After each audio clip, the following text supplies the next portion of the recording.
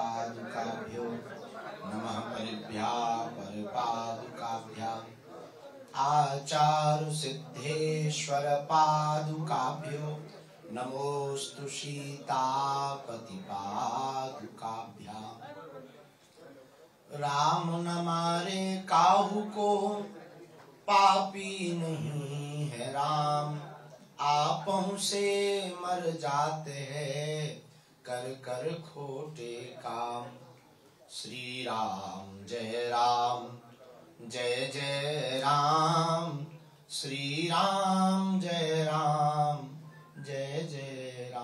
बोलो रामचंद्र भगवान की जय, गौ माता की जय, भारत भूमि की जय, छत्रपति वीर शिवाजी महाराज की जय, संत एकनाथ भगवान की जय, श्री सीताराम नाम भगवान की जय, गौ माता की जय, संभाजी नगर के पागलों की जय, छत्रपति संभाजी नगर के पागलों की जय, आज की प्रेस वार्ता की नारद जी की भूमिका निभाने वाले सभी पत्रकार बंधुओं की श्री सीताराम। हरि शरणम हरि शरणम हरि शरणम।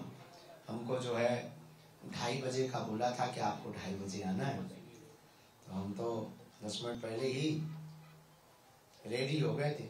फिर हमें पता लगा कि आप लोग 1:30-2 बजे आ गए हैं।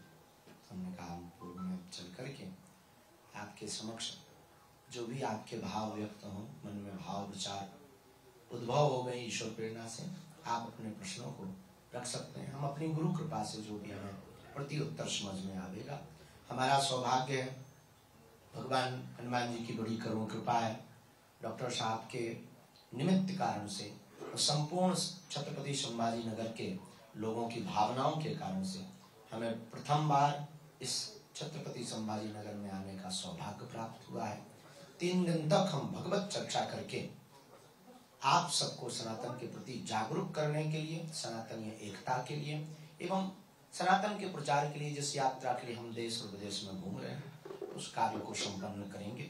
निश्चित रूप से भगवान इस कार्य को निर्विघ्न संपन्न करवाएंगे और इसी मध्य में आप लोगों के दर्शन हो रहे हैं। ये हमारा सौभाग्य और भगवान की कृपा।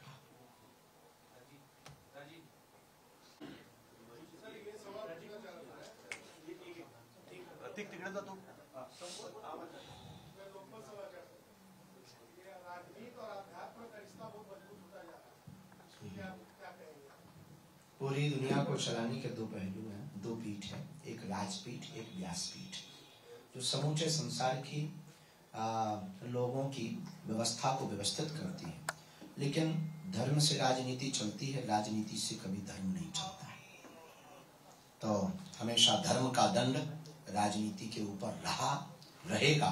जब जब राजगद्दी के ऊपर दिक्कत हुई, राजगद्दी के ऊपर संकट मंडराया, राम जी के जीवन काल में जब राम जी वनवास चले गए, दशरथ जी का मरण हो गया और राजगद्दी सूनी हो गई, तब भगवान उस वक्त के अध्यात्म पीठ के आचार्य महर्षि वशिष्ठ ने उस गद्दी को संभाला और गद्दी को दिशा और दशा दी। महाराज जी, आप पर्ची निकालते हैं। हाँ। तो 2024 की क्या पर्ची होगी? आप बागेश्वर चलो, नारियल बांधो, अर्जी लगाओ, अपने आप बीच में से बुला लिया जाएगा। अमुक आदमी जो पर्ची निकलवाने आया आ जाए। खैर, कभी हम राजनीति के ऊपर कोई टिप्पणी नहीं करते। और रही बात अर्जी की, पर्ची की, उसके लिए एक व्यवस्था है। दरबार में भावपूर्वक बैठिए। हनुमान जी महाराज जिनके लिए प्रेरणा देते हैं, उनके प्रश्नों के उत्तर हम पर्ची के माध्यम से, जो पुरानी परंपरा आचार्य महर्षि वाल्मीकि के समय की परंपरा है, उसका हम निर्वहन कर रहे हैं। हमने ऐसी सुना है कि बचपन में आप स्कूल में निकलते थे, दफ्तर जाते थे। हाँ। क्या हमारे जीवन काल में अभाव बहुत था, अध्यात्म के प्रति रुझान हमारे दादा गुरु से हमें प्रेरणा मिली। हमारे दादा गुरु जी हमारे बहुत ही जीवन के बहुत करीब हैं और उन्होंने हमें जीना सिखाया है। तो अध्यात्म हमारे परिवार में ही था। चूंकि उस गांव के कर्मकांडी आचार्य ब्राह्मण हैं हम लोग, तो अध्यात्म का बाल्यकाल से ही प्रभाव था, लेकिन अभाव में और ज्यादा प्रभाव हो जाता है। तो दादा गुरु की कृपा से हम बिल्कुल मंदिरों में जाते थे, लेकिन विद्यालय का सम्मान करते थे, पढ़ने भी जाते थे। वो बात अलग है, मास्टर पढ़ाते नहीं थे। आप मन की बात पढ़ लेते हो। आंदोलन चल रहा है मराठा आरक्षण को लेकर, क्या आपको लगता है मराठा आरक्षण मिलेगा? मिलना चाहिए। मन की बात पढ़ना एक अलग विषय है, पर अधिकार की बात करना एक अलग विषय है। इस भारत की विचित्र स्थितियों में जब भारत गुलाम था, उस वक्त अगर किसी ने अपने शौर्य वीरता को दिखाकर हम लोगों को आजाद कराया तो उसका प्रथम श्रेष्ठ सबसे ज्यादा उपकार करने वाले समाज का नाम मराठा समाज है। और उसको बागेश्वर पीठ बिल्कुल दिल से स्वागत करके मराठाओं को पूर्ण रूप से सरकार को ये मानना चाहिए और उनके साथ वार्तालाप करके उनको देना चाहिए आरक्षण। हम सपोर्ट में। बाबा, आपने कहा कि आप राजनीतिक टिप्पणी मध्य प्रदेश से है, अब आप वोट डालने जा रहे हैं विधानसभा चुनाव के लिए, तो क्या नजरिया सामने रख के आप वोट डालेंगे वहाँ पर? ये वही हमारा कोई भी निर्णय प्रायोजित नहीं होता। हम अपनी मनमर्जी के मालिक हैं। वहां जाएंगे, जो मशीन बोलेगी वो दबाएंगे। आप में दम हो तो देखने अंदर चढ़ो। लेकिन बाबा जी आपके दोनों भक्त हैं, कमलनाथ जी आपके भक्त हैं, मामा जी भी आपके भक्त हैं। महात्मा किसी का नहीं होता, महात्मा तो सबका होता, वरना महात्मा कैसा? लेकिन पर्ची तो निकालनी पड़ेगी ना किसी एक। पर्ची किसी एक की जो निकलवाए उनकी निकलेगी, बाकी जनता तय करेगी। जनता में परमात्मा होते हो, हम हमेशा अक्सर प्रार्थना करते। और आज इस मंच से हम एक बहुत बड़ी प्रार्थना करना चाहते हैं। भारत के प्रत्येक राजनेताओं से प्रार्थना है कि आपको बाबाओं से चुनाव नहीं जीतना है। जनता को बाबा मान लो तो चुनाव जीत जाओगे। ये भारत का कोई धर्मगुरु इसलिए नहीं बोल सकता क्योंकि उसे डर लगा रहता है, लेकिन हम बहुत स्वतंत्र धर्मगुरु हैं। हमारा ध्येय सिर्फ हिंदुत्व, हिंदू राष्ट्र और सनातन का प्रचार है, कोई उद्देश्य नहीं। अपनी अपनी फिर नजर। बाबा जी, आपने छत्रपति संभाजी जयकार की किस अर्थ से की जी? छत्रपति संभाजी नगर के सभी पागलों की जय। रात को हम 12 बजे जब उतरे, शायद 11 बज गए होंगे, 9-10 बज गए, हम 12 बजे आते आते 9-10 बज गए थे ऐसा हमारा। उसमें जो अति उत्साह, हिंदुत्व के प्रति जागरण, युवाओं में वो जोश, छत्रपति वीर शिवाजी महाराज की हिंदवी स्वराज्य पुनः स्थापना समूचे भारत करने का वो जुनून हमने देखा तो हमें लगा संभाजी के इन पागलों की जय बोलनी चाहिए। और गलत किया हो तो चलो कोर्ट। सनातन धर्म प्रचार के लिए की संख्या अभी बढ़ रही है, ऐसा लग रहा है? बहुत बढ़ रही है, बस आप लोग कुछ रह गए। बहुत बढ़ रही है साहब। सवाल ये पूछना चाहता हूँ कि आप कई बार इंटरव्यू में देखा है कि आप मुस्लिम संदर्भ में वापस आना चाहिए बेचारों को। अपने बाप के पास नहीं आएंगे तो हमारे पास जाए। अपने बाप के पास बेटा नहीं आएगा तो क्या पड़ोसी के पास जाएगा? भारत माता की स्वतंत्रता 60-65 साल में सनातन धर्म प्रचार के लिए अच्छा तरीके से काम नहीं हुआ था, ऐसे बार बार बोला जाता है। पिछले अब नहीं बोला जाएगा। हाँ, पिछले 10 साल से सनातन प्रचार धर्म के लिए पूरे विश्व में क्या काम कैसा चल रहा है? अब ऐसा तो हमारा कोई बहुत बड़ा आकलन नहीं है क्योंकि हम इतने साल से जीवित नहीं हैं।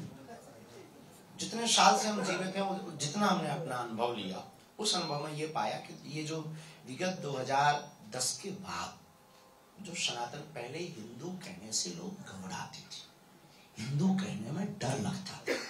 आपके चैनलों पर, आपके माइकों पर आप खुद हिंदू का नाम लेने से डरते थे, कहीं हमारे ऊपर धब्बा ना लग जाए, कहीं हमारे खिलाफ काले झंडे ना दिखा दिए जाएं। लेकिन आज भारत का चौथे स्तंभ का स्वतंत्र पत्रकार ललकार कर हिंदू राष्ट्र की मांग कर रहा है। ये भारत बदल रहा है।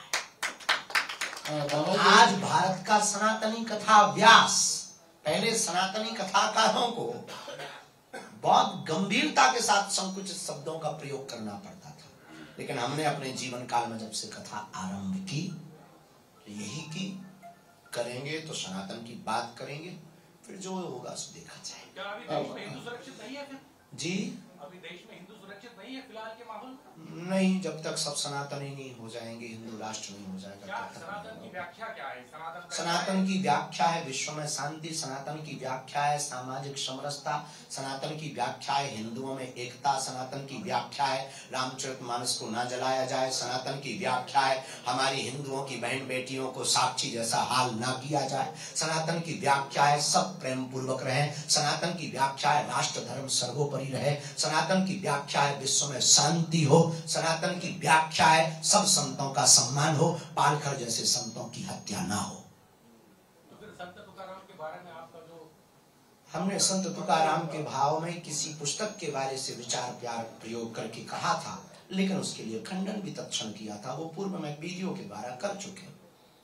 बाबा जी एक बात है कि और कल्पपीठ ने किसी भी संत का अपमान नहीं किया, किसी पुस्तक से जो लेख मिला था उसको कहने का अपना अपना तरीका है। हमारा बुंदेलखंडी तरीका था स्वभाववश, परंतु कभी भी बागेश्वर पीठ किसी भी साधु के प्रति एक शब्द बोले उस दिन ही ये व्यासपीठ पर हम बैठना छोड़ देंगे। आप शांति की भाषा करते हो सनातन की व्याख्या में, सनातन की परिभाषा देते हुए आप शांति की भाषा करते हो जी, लेकिन जब भी आप अपना प्रवचन करते हैं तो उसमें भड़काऊ भाषण किया जाता है, बोला जाता है ऐसा। इस देश में अभी तक हमारे सभी संत ओम देव हो शांति अंतरिक्ष गुण शांति पृथ्वी की शांति आकाश शांति करते आए, उसके बाद ये हाल हुआ है। इसलिए हमें लगा इस देश में अब देव हो क्रांति अंतरिक्ष गुण क्रांति की आवश्यकता। बाबा जी एक ये तो ठीक है, आप भड़काऊ बातें आपको इसलिए लगती हैं शायद, कभी नहीं भड़काऊ। बागेश्वर पीठ या सनातन कभी भड़काऊ, देखो सनातन विवाद का विषय नहीं, संवाद का विषय है। नहीं, फिलहाल तो सनातन विवाद का विषय बन चुका है। ये आपकी दृष्टि और लोगों के अपने अपने मत। बाबा जी एक सवाल ये था कि आप सनातन की बात करते हैं, जब कुंभ मेला में देखते हैं शैव और वैष्णव का जो भेद है आज भी वो जस का तस है, तो आप जैसे महात्मा क्या इसमें रखते हैं भविष्य में कि आप प्रयास क्यों नहीं होते आपके जरिए से एक करने? हमारी प्रार्थना यही है कि सभी की एकता में ही पूर्णता है और पूर्णता में ही परमात्मा है, और तभी अपने जीवन काल में क्रांति होगी, सनातन बचेगा जब तक ये छोटे छोटे मतभेद दूर नहीं किए जाएंगे।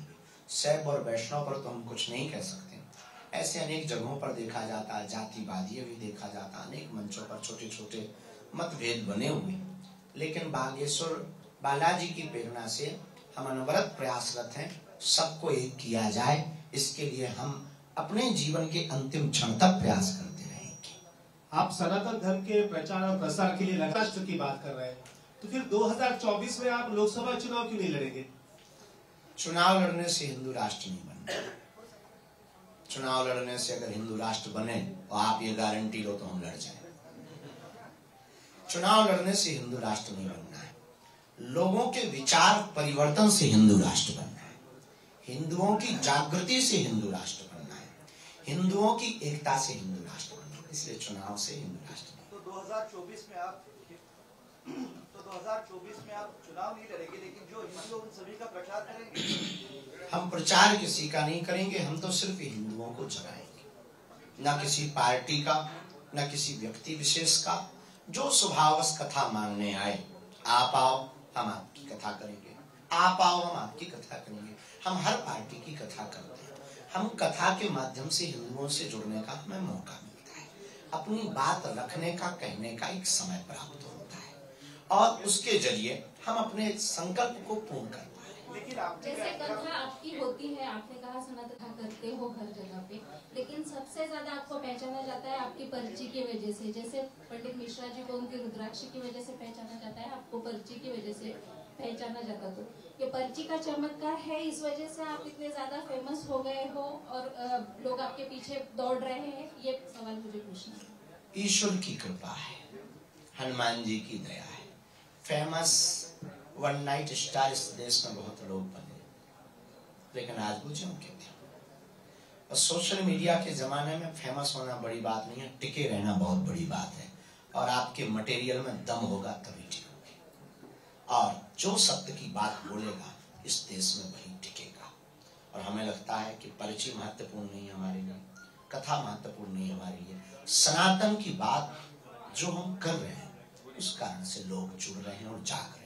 और ईश्वर करे हम मरते दम तक ना छोड़े। सर मध्य प्रदेश की पर्ची कब निकाल रहे हैं आप? सभी लोग पत्रकार जानना आप चाहते हैं। लोग जानबूझ करके लौट फिर करके केवल चुनाव पर क्यों आते महाराज? उसके अलावा भी देश में कई मुद्दे, हम कभी चुनाव पर बोलते नहीं दर्शक। हमने एक अपने आप में ही एक अनुबंध कर रखा है कि हम किसी भी पॉलिटिक्स पर और किसी भी राजनेता पर कोई टिप्पणी नहीं करेंगे। महाराज सबके मन की बात है, आप शादी कब करने वाले? ये हमारे मन की है कि आपके मन की? जब होगी बड़े शोर शराबा से होगी। ये बहुत घिसा पिटा पुराना क्वेश्चन है और इस पर बहुत बार प्रति उत्तर दे चुके हैं। और शादी के लड्डू जिसने नहीं खाए वो भी रो रहा है, जिसने खा लिए वो भी रो रहा है। तो माता पिता गुरु, ये तो विनोद की बात थी, हंसी की बात थी। माता पिता गुरु की आज्ञा से हम बहुत ही जल्दी शादी के बंधन में बंधेंगे। पिछले देश विदेशातील प्रत्येक घडामोडींचे लाईव्ह अपडेट मिळवण्यासाठी आता साम टीव्हीच्या सर्व सोशल मीडिया प्लॅटफॉर्मला लाईक, फॉलो आणि सबस्क्राईब करा। तसंच सर्व नोटिफिकेशनसाठी बेल आयकॉन प्रेस करायला विसरू नका।